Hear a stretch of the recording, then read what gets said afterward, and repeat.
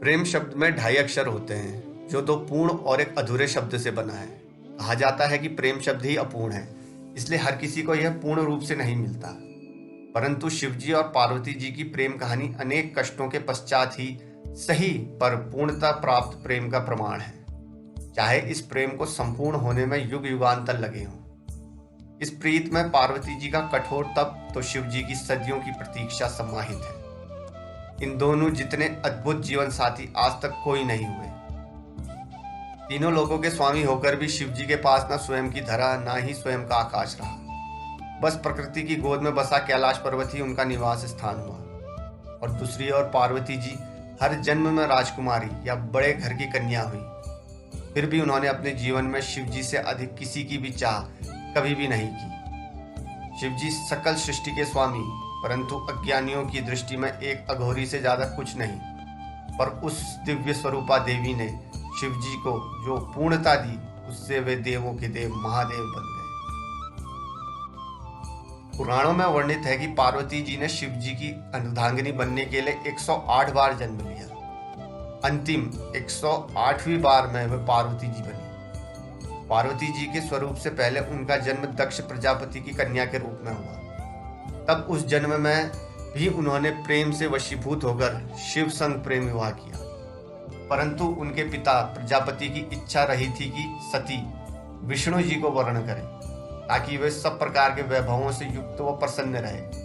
पर सती तैयार न हुई, बल्कि उन्होंने घोषणा कर दी कि मेरा वास्तविक सुख तो महादेव में निहित है। सती रूप में शिव जी की भक्ति और दृढ़ता से उन्हें पति के रूप में पाया। इसी बात से दक्ष प्रजापति शिव जी के विरोधी बन गए और अपना सबसे बड़ा शत्रु अपने ही दामाद अर्थात शिव जी को मान लिया। शिव जी को तुच्छ दर्शाने के लिए दक्ष ने एक महायज्ञ का आयोजन किया, जिसमें सभी देवी देवता यक्ष किन्नर साधु संत ऋषि मुनियों को बुलाया गया, बस स्वयं की पुत्री और दामाद को छोड़कर। इस यज्ञ में जाने हेतु पार्वती जी ने शिव जी को समझाया कि आमंत्रित तो परायों को किया जाता है, अपनों को नहीं। और वे वहां बिन बुलाए पहुंची तो उन्हें बहुत अपमानित होना पड़ा। उन्हें शिव जी की बात ना मानकर गलती हो जाने का भान हुआ, और जब उन्होंने शिव जी के प्रति अपमानजनक शब्द सुने तो वे यज्ञ के अग्निकुंड में कूद गई।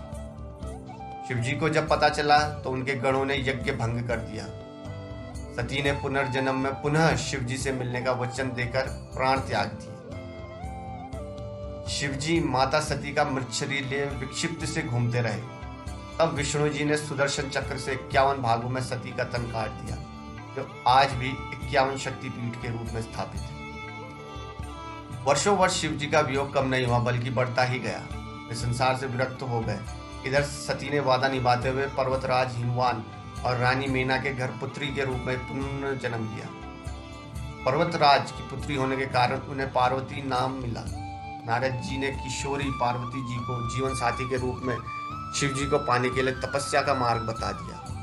तब पार्वती जी ने अपनी सखी को हृदय की बात बताई तो उनकी सखी उन्हें घोर बियाबान जंगल में लेकर गई, जहां पार्वती जी ने अन्न जल का परित्याग करके विभिन्न कठोर से कठोर तप सहस्त्रों वर्षों तक किए। तब शिव जी ने सप्तऋषियों को भी पार्वती जी को समझाने के लिए भेजा। स्वयं भी वटुवेश में समझाने पहुंचे थे, परंतु शिव जी ने भी पार्वती जी की दृढ़ संकल्प के आगे हार स्वीकार कर ली और वे पार्वती जी संग परिणय सूत्र में बंधने का वचन दे बैठे। इस वचन को शिव जी ने फाल्गुन मास कृष्ण पक्ष की चतुर्दशी अर्थात शिवरात्रि पर पूर्ण किया।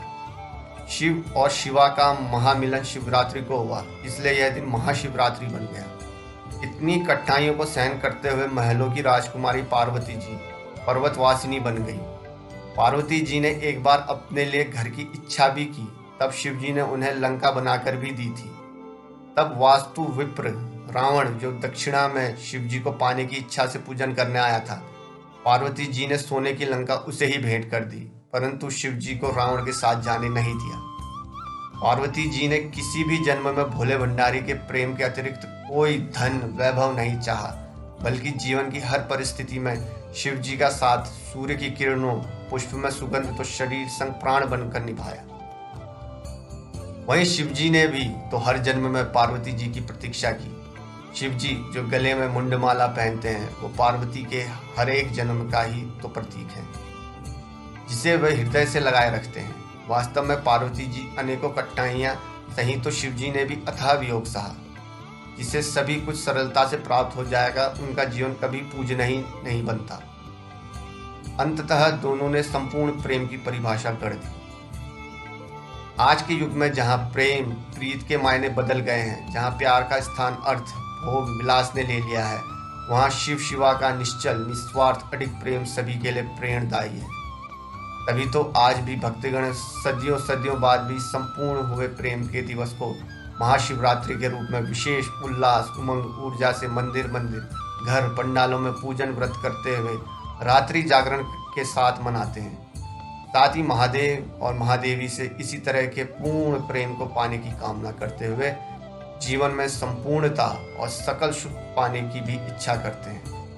इस संपूर्ण युगल जगत के माता पिता का आशीर्वाद सभी के जीवन पर सदा बना रहे। तो दोस्तों, ये थी हमारी आज की पौराणिक कथा। दोस्तों, आशा करता हूँ आपको हमारी यह कथा पसंद आई होगी। अगर आपको हमारी यह कथा पसंद आई है तो हमारे इस वीडियो को लाइक और शेयर करना बिल्कुल मत भूलिएगा और हमारे चैनल को सब्सक्राइब करना भी बिल्कुल मत भूलिएगा। तो दोस्तों, मिलते हैं अगली और किसी पौराणिक कथा में। तब तक के लिए हर हर महादेव।